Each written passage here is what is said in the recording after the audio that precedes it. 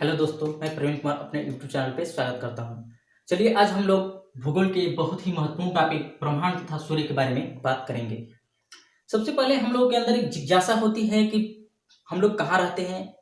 यदि जान लेते हैं कि पृथ्वी पर रहते हैं तो पृथ्वी कहाँ है, ये भी जान लेते हैं कि पृथ्वी सौरमंडल का हिस्सा है, तो ये जानने की चाहत होती है कि सौरमंडल है वो कहाँ है, तो आकाशगंगा में है, जो कि एक गैलेक्सी है। और गैलेक्सिया कहाँ है, तो ब्रह्मांड में है। तो ब्रह्मांड की उत्पत्ति कैसे हुई, इसकी चाहत होती है, जानने की इच्छा होती है। तो ब्रह्मांड की उत्पत्ति के सिद्धांत में कई वैज्ञानिकों का कई मत है, जिनमें से सबसे ज्यादा मत मान्य है वो है महाविस्फोट सिद्धांत। महाविस्फोट सिद्धांत, जिसको बिग बैंग थ्योरी के नाम से जानते हैं।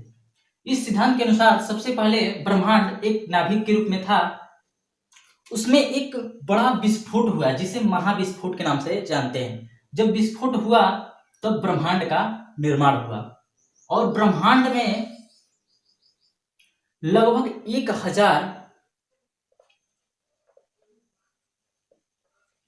1000 अरब से भी ज्यादा इसमें गैलेक्सियां बनी और इन गैलेक्सियों का आकार गोलाकार, लंबाकार, सर्पिलाकार आदि आकार में बने। उनमें से एक गैलेक्सी है जिसका नाम है, कोई जरूरत नहीं यही माने, एक गैलेक्सी है जिसका नाम है आकाशगंगा,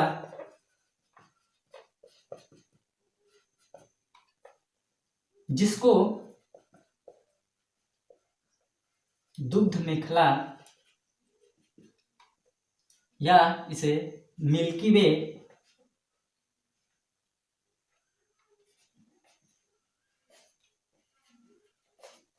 के नाम से जानते हैं।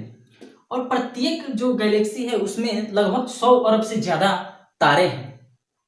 तो हम लोग जाने कि जो आकाशगंगा या दुग्ध मेखला, जिसे मिल्की वे के नाम से जानते हैं, वो ब्रह्मांड का एक गैलेक्सी है, जिसका अगर आकार की बात करें, जो कि एग्जाम में कई बार पूछा है कि आकाशगंगा या हम जहां रहते हैं उस गैलेक्सी का नाम क्या है, तो उसका नाम तो आकाशगंगा है। और उसका आकार कैसा है, तो वो सर्पिलाकार,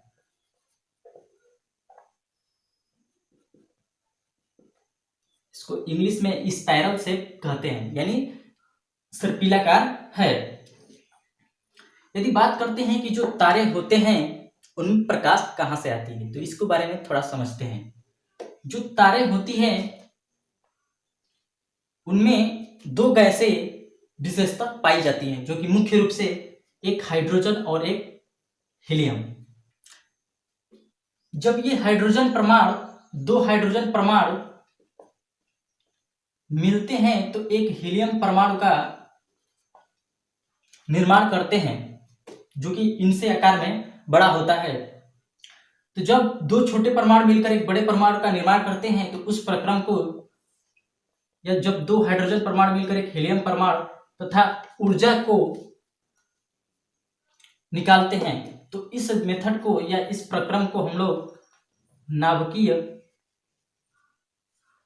संलयन के नाम से जानते हैं। और इसी नाभिकीय संलयन के कारण जो तारे होती हैं उनमें ऊर्जा निकलती है या प्रकाश निकलता है। यदि बात की जाए कि तारे किससे बने हैं, तो गैस और धूल कणों आदि से बने हैं। कि गैस में कौन तारों में इंपॉर्टेंट है, तो हाइड्रोजन और हीलियम लगभग सभी तारों में ये होते हैं। क्या होता है कि जब हाइड्रोजन हीलियम में कन्वर्ट होता है तो इसके मात्रा में कमी होने लगती है, यानी ग्रहों के प्रकाश में कमी आने लगती है। यानी एक क्वेश्चन पूछा जाता है कि ग्रहों के रंग किसका सूचक है, तो जो ग्रहों का रंग होता है, तारों का जो रंग होता है, ग्रहों में तो प्रकाश होता ही नहीं है, तारे में केवल प्रकाश होता है। जो तारों का प्रकाश होता है उसका रंग टेम्परेचर को बताता है। यदि जब इसका कलर नीला रहेगा तो ये हाई टेम्परेचर को बताएगा, या इसमें ज्यादा प्रकाश उत्पत्ति हो रही है, यानी हाइड्रोजन की मात्रा ज्यादा है। जब इसका लाल प्रकाश हो जाएगा तो ये लो टेम्परेचर या हाइड्रोजन की कमी को बताएगा। जैसे जैसे हाइड्रोजन में कमी होती है तो वैसे तारे जो होते हैं लाल पड़ने लगते हैं और इन तारों को मृत तारा या मृत होने लगते हैं। ये तारे जो होती हैं मृत होने लगती हैं और इनमें एक विस्फोट होता है। जब ये तारे मृत होने लगते हैं तो इन मृत तारों को लाल दानों के नाम से भी जानते हैं और इनमें एक विस्फोट होता है जिसे सुपरनोवा विस्फोट के नाम से जानते हैं। जब ये विस्फोट बड़े तारों में होता है, जब ये सुपरनोवा विस्फोट बड़े तारों में होता है तो उसमें एक होल का निर्माण होता है जिसको हम लोग ब्लैक होल के नाम से जानते हैं। ब्लैक होल, इसमें कोई भी प्रकाश पहुंच नहीं सकता। ये जो ब्लैक होल होता है इसमें प्रकाश भी नहीं पहुंच सकता और इसमें बहुत ही गुरुत्वाकर्षण क्षमता आती है, इसीलिए इसके चारों ओर अन्य तारे चक्कर काटने लगते हैं। यदि ब्लैक होल की बात करें कि ब्लैक होल की संकल्पना या इसकी खोज, इसके बारे में कौन बताया, तो सबसे पहले सन 1930 में एस चंद्रशेखर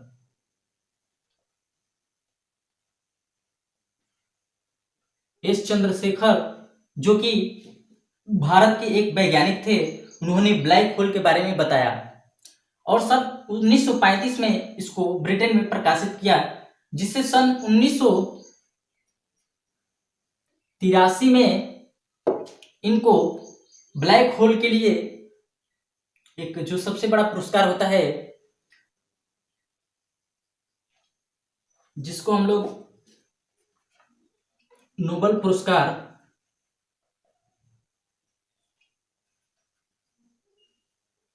के नाम से जानते हैं, तो नोबेल पुरस्कार एस चंद्रशेखर को सन 1983 में दिया गया। और किस क्षेत्र में दिया गया, तो इन्होंने ब्लैक होल की खोज की थी या बताए थे, ब्लैक होल के बारे में बताए थे।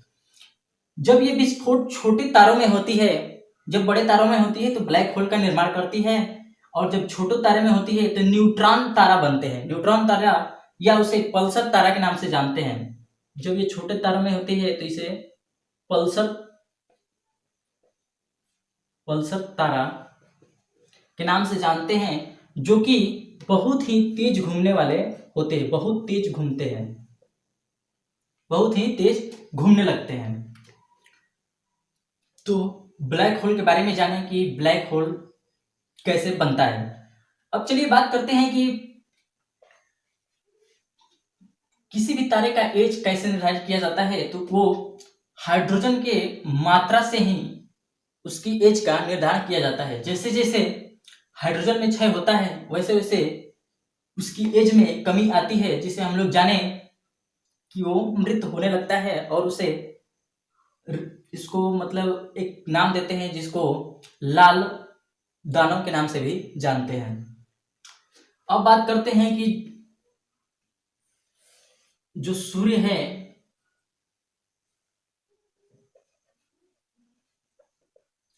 उनका निर्माण कैसे हुआ है। तो सूर्य भी गैस और धूल कणों की एक गोला है जिनमें मुख्यतः हाइड्रोजन गैस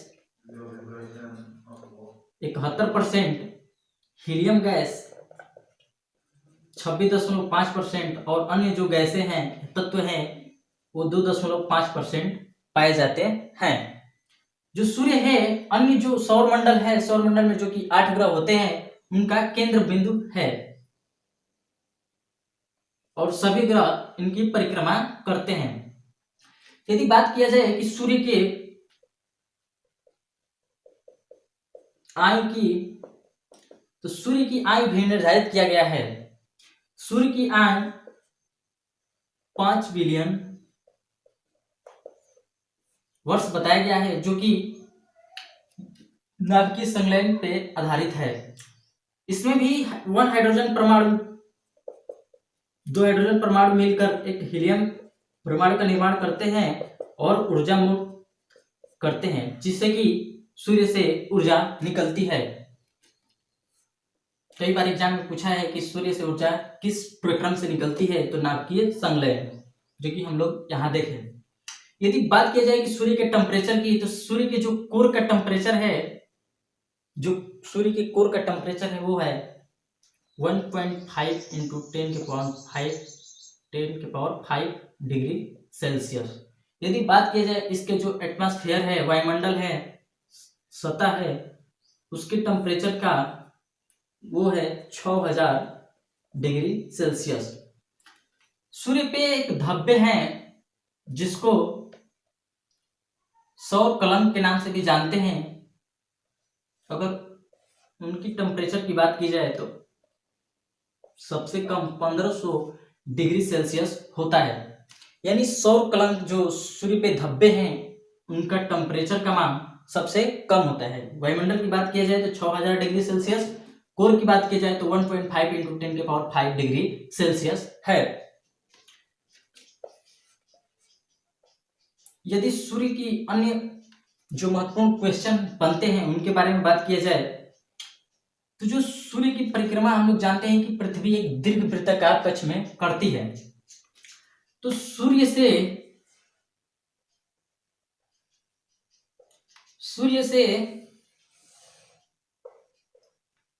पृथ्वी की जो औसत दूरी है, यहाँ पे सबसे मैक्सिमम दूरी और यहाँ पे सबसे मिनिमम दूरी।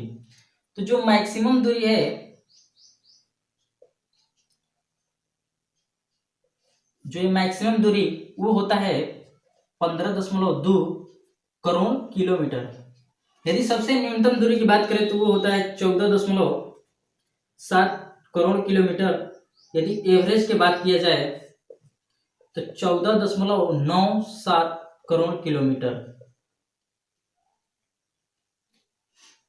14,97,95,300 किलोमीटर होता है, जिसको 14.97 करोड़ किलोमीटर के नाम से जानते हैं। तो एक क्वेश्चन आता है कि जो खगोलीय दूरी होती है क्या होती है। तो जो खगोलीय दूरी होती है सूर्य और पृथ्वी के बीच की औसत दूरी होती है। ये एवरेज डिस्टेंस है, ये जो है मैक्सिमम और ये जो है मिनिमम। जब सूर्य से पृथ्वी मैक्सिमम दूरी पे होती है तो उस घटना को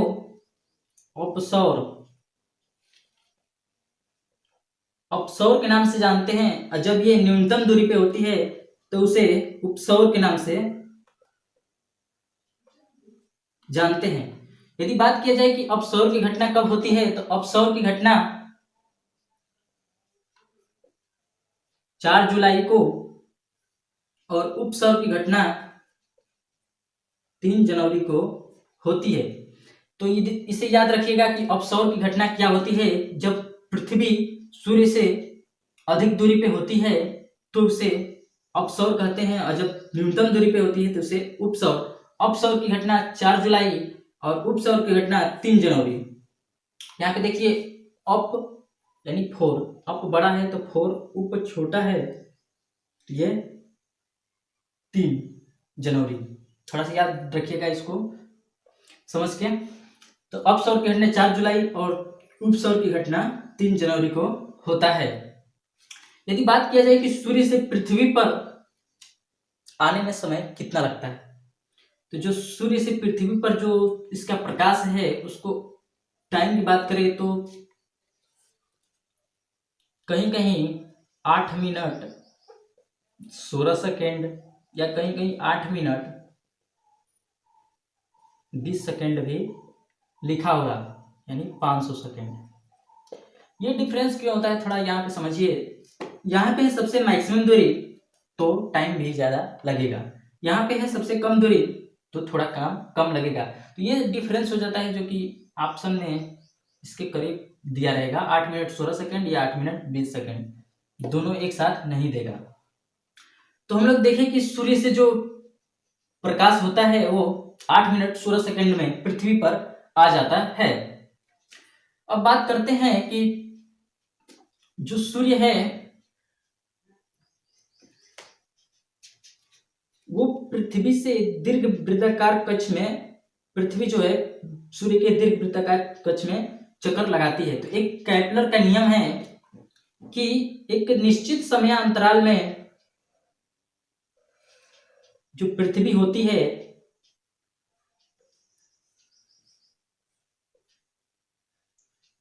एक निश्चित क्षेत्रफलीय वेग तय करती है। जैसे यदि यहाँ पे है और 2 सेकंड बाद यहाँ पे आती है, इसका क्षेत्रफल जितना होता है उतना ही अगले, अगर यहाँ पे है पृथ्वी, अगर यहाँ से 2 सेकंड जाती है तो यहाँ पे उसका क्षेत्रफल जो होगा, क्षेत्रफल जो होता है वो कांस्टेंट होता है।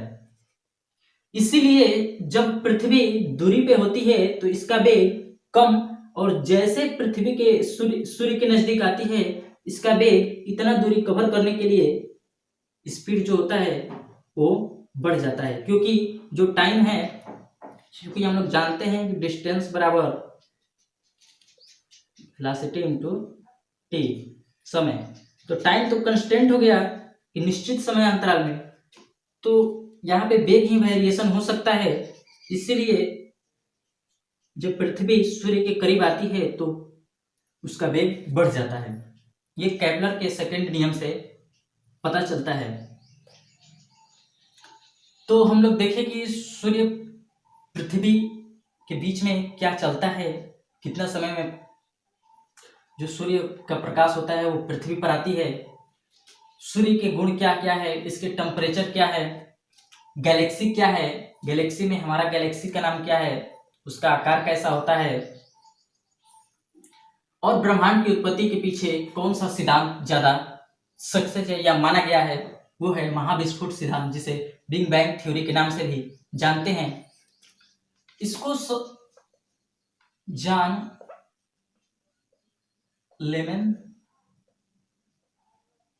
लेमेंतेयर द्वारा दिया गया था।